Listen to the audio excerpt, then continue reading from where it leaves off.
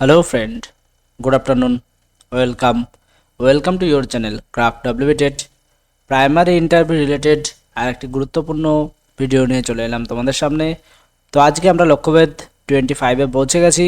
তো আজকে আমাদের যে আলোচ্য বিষয়, বর্তমানে ইন্টারভিউতে কিন্তু জাতীয় সঙ্গীত সম্পর্কে বিভিন্ন প্রশ্ন জিজ্ঞাসা করা হয়েছে,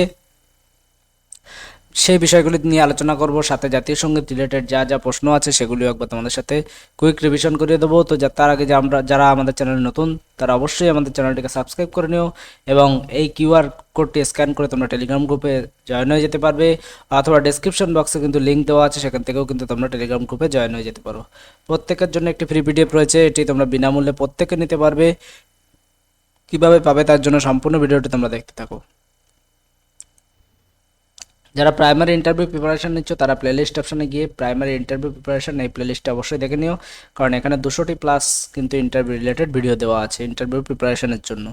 তো আজকে যে প্রশ্ন, যে জাতীয় সঙ্গীত বা ন্যাশনাল সং এটি কি? তো তোমাদের সকলেই জানো তোমরা যে ভারতের জাতীয় সঙ্গীত বা রাষ্ট্রগীত বা ন্যাশনাল সং, হ্যাঁ ঠিকই বলছি, আমি ভুল বলছি, কারণ ন্যাশনাল সং কিন্তু এটি নয়।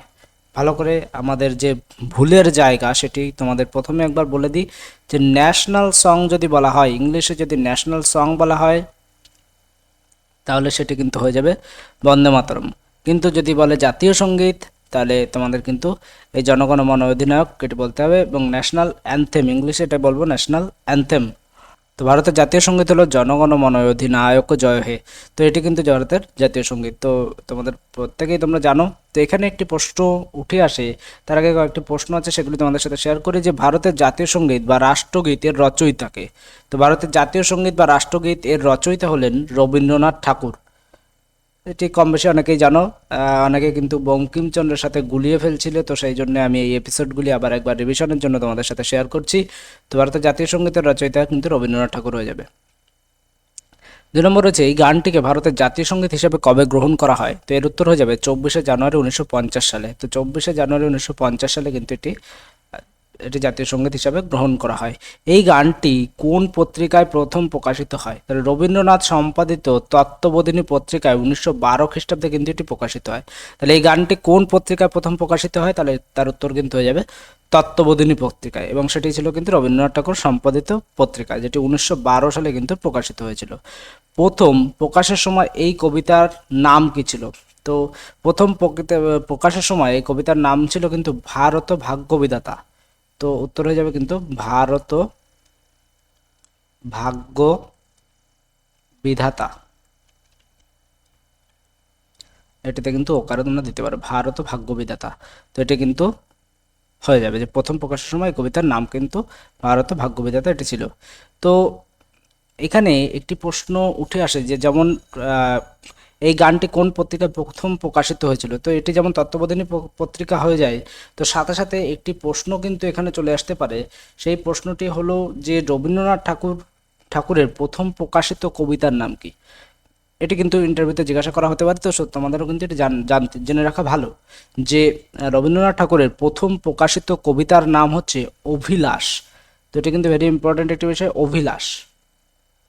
অভিলাষ দেখো, ডিটেলসে না জানো, কমসে কম একটু তোমাদের নামটা তো জেনে রাখা ভালো, যে এটি রবীন্দ্রনাথ ঠাকুরের প্রথম প্রকাশিত কবিতা কিন্তু অভিলাষ, যা 1874 সালে, এটি কিন্তু 1874 সালে তত্ত্ববোধিনী পত্রিকায় প্রকাশিত হয়েছিল। তো রবীন্দ্রনাথ ঠাকুর কিন্তু 8 বছর বয়স থেকে কিন্তু এই কবিতা লেখা শুরু করেন। তো এটিই ছিল তার প্রথম মুদ্রিত রচনা, যা সাহিত্যিক জীবনের সূচনা করেন। তো কবিতার নাম কি ছিল? অভিলাষ, 1874 সালে, এবং তত্ত্ববোধিনী পত্রিকায় কিন্তু এটি প্রকাশিত হয়েছিল। তো এটিও কিন্তু ইম্পর্টেন্ট, যেহেতু কোরিলেটেড প্রশ্ন, তাই আমি এটি তোমাদের জানিয়ে রাখলাম। আচ্ছা, এই গানটিতে ইংরেজিতে অনুবাদ করেন কে? আর ইংরেজিতে কবিতাটির নাম কি? তো এটিও কিন্তু তোমাদের জানা উচিত। তো রবীন্দ্রনাথ ঠাকুর এই গানটিকে ইংরেজিতে অনুবাদ করেন কিন্তু রবীন্দ্রনাথ ঠাকুর। আর এই ইংরেজিতে অনুবাদিত গানের এটির নাম ছিল কিন্তু, এটির নাম হচ্ছে the morning song of India. তাহলে ইংলিশে এটিকে কিন্তু the morning song of India বলা হবে। গানটির শিরোনাম কিন্তু the morning song of India. তো এখানে একটা বিষয়, থাকে যে প্রথম পংক্তি এর প্রথম পংক্তি যেটি রয়েছে আমি তোমাদের সাথে পিডিএফে শেয়ার করেছি। তো দৌ art of the ruler of the minds of all people dispenser of India's destiny.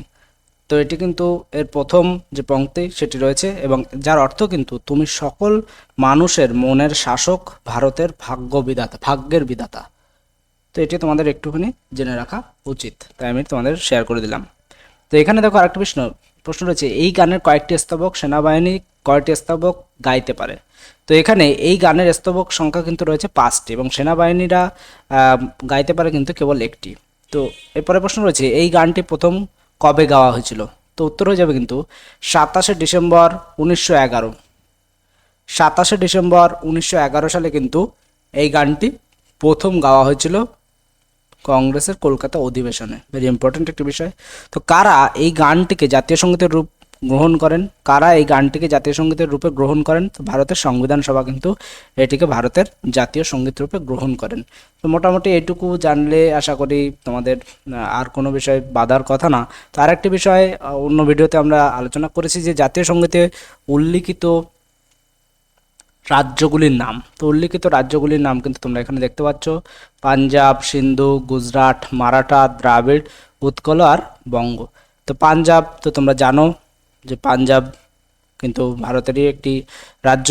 সিন্ধু কিন্তু তখন কিন্তু এই জায়গাটা ভারতের অন্তর্গত ছিল, বর্তমানে কিন্তু নেই, সুতরাং সেটি তোমরা ক্লিয়ার করে বলে দিতে পারো। গুজরাট ভারতের একটি রাজ্য, মারাঠা অর্থাৎ মহারাষ্ট্র, দ্রাবিড় অর্থাৎ সাউথ ইন্ডিয়া বিশেষ করে তামিলনাড়ুকে কিন্তু এটিকে বোঝানো হচ্ছে দ্রাবিড়কে, এবং উৎকল কথার অর্থ হচ্ছে উড়িষ্যা এবং বঙ্গ কথার অর্থ হচ্ছে পশ্চিমবঙ্গ।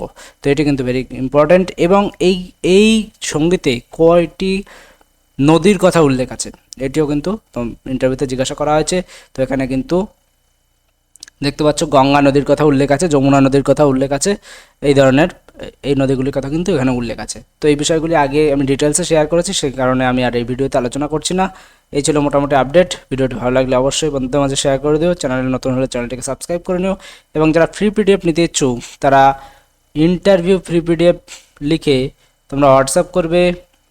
আমি ডিটেলসটা তোমাদের সামনে একবার দেখানোর চেষ্টা করছি। দেখতে পাচ্ছ যে আমাদের কিন্তু 3টি পেইড পিডিএফ রয়েছে, PDF 1, PDF 2, PDF 3। তো এই 3টি পিডিএফে তোমরা সমস্ত রকম ইন্টারভিউ প্রিপারেশনের গাইডেন্স কিন্তু তোমরা পেয়ে যাবে। এবং PDF 1, PDF 2, PDF 3 এর যে প্রাইস রয়েছে এই প্রাইসটি কিন্তু অফারে আরও কমে তোমরা পেয়ে যাবে। তার জন্য তোমরা একবার হোয়াটসঅ্যাপ করে নাও, ইন্টারভিউ লিখে হোয়াটসঅ্যাপ করলে তোমাদের পেইড পিডিএফ সম্পর্কে ইনফরমেশন দিয়ে দেওয়া হবে। এবং যারা ফ্রি পিডিএফটি নিতে চাও তারা ইন্টারভিউ ফ্রি পিডিএফ লিখবে, লিখে এই নম্বরে হোয়াটসঅ্যাপ করবে, তাহলে কিন্তু তোমাদের ফ্রি পিডিএফটি দিয়ে দেওয়া হবে।